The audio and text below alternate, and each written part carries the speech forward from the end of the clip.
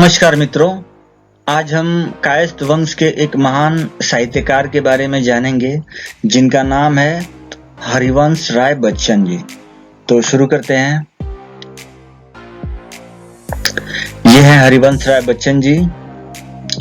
हरिवंश राय बच्चन का जन्म 27 नवंबर 1907 को श्रीवास्तव कायस्थ परिवार में इलाहाबाद में हुआ था। इनके पिता का नाम प्रताप नारायण श्रीवास्तव तथा माता का नाम सरस्वती देवी था। इनको बाल्यकाल में बच्चन कहा जाता था, जिसका शाब्दिक अर्थ बच्चा होता है। तो इन्होंने बच्चन जो शब्द है इसको इन्होंने अपने पेन नेम के रूप में लिया और सरनेम के रूप में लिया। इनकी मृत्यु जो हुई थी ये 18 जनवरी 2003 में मुंबई में हुई थी।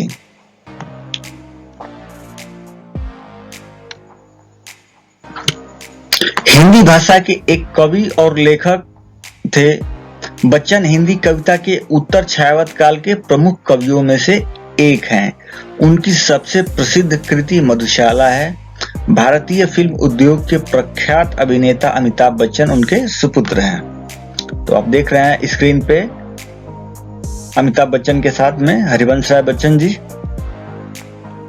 हरिवंश राय बच्चन भारत सरकार के विदेश मंत्रालय में हिंदी विशेषज्ञ रहे और अनंतर राज्यसभा के मनोनीत सदस्य रहे। अनंतर का मतलब होता है जब तक जीवित रहे तब तक राज्यसभा के मनोनीत सदस्य रहे।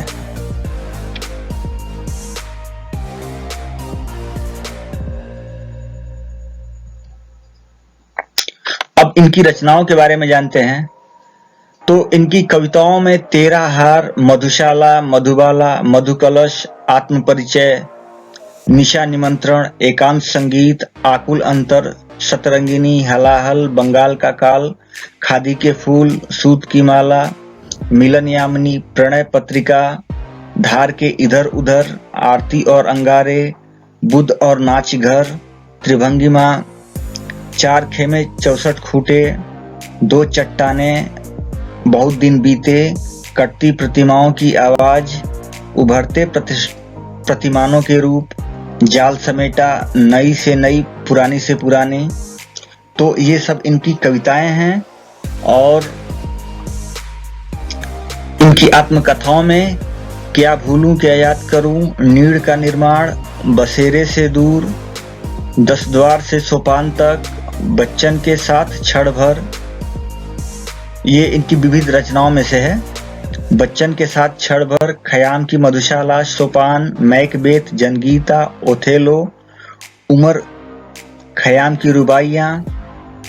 कवियों में सौम्य संत पंत, आज के लोकप्रिय हिंदी कवि सुमित्रा नंदन पंत, आधुनिक कवि नेहरू राजनीतिक जीवन चरित, नए पुराने झरोखे, अभिनव सोपान, 64 रूसी कविताएं, नागर गीता, बच्चन के लोकप्रिय गीत WB इट्स एंड अकल्टिज्म, मरकत द्वीप का स्वर, हैमलेट, भाषा अपनी भाव पर आए, पंत के 100 पत्र, प्रवास की डायरी, किंग लियर, टूटी छूटी कड़ियां। तो ये इनकी रचनाएं हैं। अब जानते हैं इनको कौन सा सम्मान मिला है। तो इन्हें साहित्य अकादमी पुरस्कार, सोवियत लैंड नेहरू पुरस्कार तथा एफ्रो एशियाई सम्मेलन के कमल पुरस्कार से भी सम्मानित किया गया। बिरला फाउंडेशन ने उनकी आत्मकथा के लिए उन्हें सरस्वती सम्मान दिया था। हरिवंश राय बच्चन को भारत सरकार द्वारा 1976 में साहित्य एवं शिक्षा के क्षेत्र में पद्म भूषण से सम्मानित किया गया था। तो पद्म भूषण से सम्मानित कवि हैं, लेखक हैं, साहित्यकार हैं। तो अब इनकी एक रचना मैं पढ़ता हूं, मुझे पसंद आई तो सोचा आप लोगों को भी पसंद आएगी। तो इनकी रचना है जो बीत गई सो बात गई। जीवन में एक सितारा था, माना वो बेहद प्यारा था, वह डूब गया तो डूब गया अंबर की आनंद को देखो, कितने इसके तारे टूटे, कितने इसके प्यारे छूटे, जो छूट गए फिर कहाँ मिले, पर बोलो टूटे तारों पर कब अंबर शोक मनाता है, जो बीत गई सो बात गई। जीवन में वह था एक कुसुम, थे उस पर नित्य निछावर तुम, वह सूख गया तो सूख गया। मधुवन की छाती को देखो, सूखी कितनी इसकी कलियां, मुरझाई कितनी वल्लरियां। जो मुरझाई फिर कहाँ खिली, पर बोलो सूखे फूलों पर कब मधुवन शोर मचाता है। जो बीत गई सो बात गई।